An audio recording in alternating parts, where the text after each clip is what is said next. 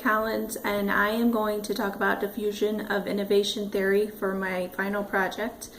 I started a Facebook group a couple years ago, and that was about healthy living, and so I had already laid the groundwork with followers and people reading tips and recipes and different things that I posted. So back in December, I started talking about Young Living essential oils, and so I would be considered the innovator in this situation, which is 2.5% of the population, and my Young Living essential oils would be the new innovation. So I am going to use my 3-year-old's characters to explain the rest. Okay, so here you have Minnie, Mickey, Daisy, Daisy's sister Daphne, we'll call her, and Sophia over here. So Minnie is the early adopter. So Minnie has heard me talk about oils on Facebook. It wasn't long, and she says, "Hey Erica, I really like to try these oils I hear you talking about." So Minnie goes to work. She's talking about these oils. She's using them. She's diffusing them, and Mickey and Daisy over here are seeing her use them, and so they say, "Hey Minnie, what's up? What's up with these oils that you're using? What's going on with them?" She tells them, "Oh, I love them. They're great." So Mickey and Daisy become the early majority. They start using them too. They're having a big oil party over here. Everything's great. So Daisy's sister Daphne is over here kind of sitting back watching Minnie, Mickey, and Daisy, chat about their oils and how much they love them. Daisy's sister Daphne is the late majority. She's the next 34% of individuals that are of the population. So finally, Daphne,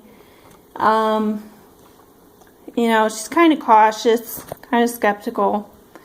Maybe has a headache one day, asks if she can use it, and it works, so she goes along with it.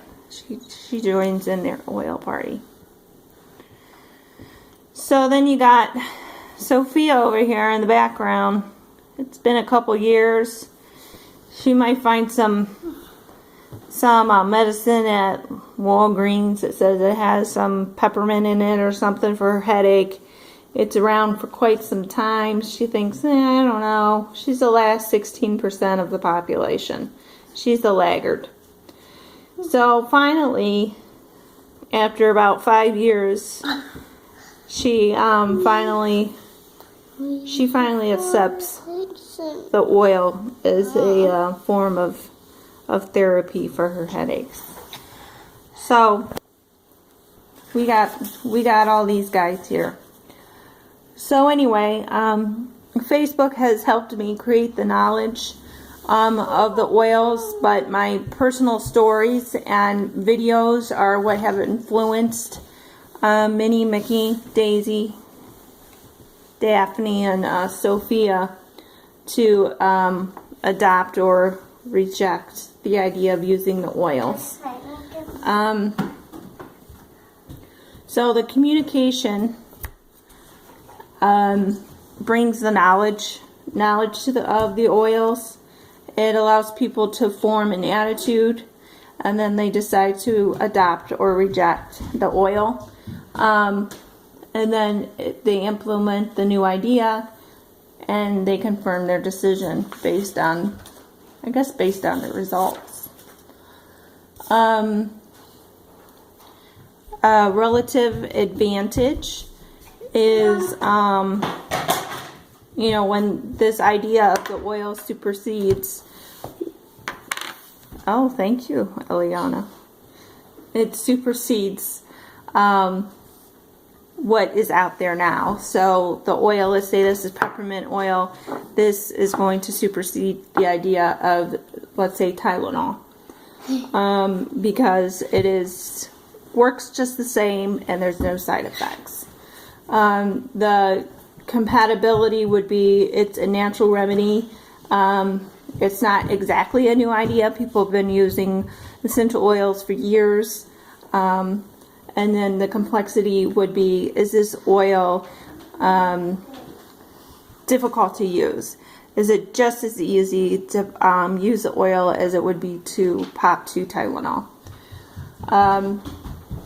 And the trialability would be when I offer people samples and they use them, and then they decide whether they like them or not.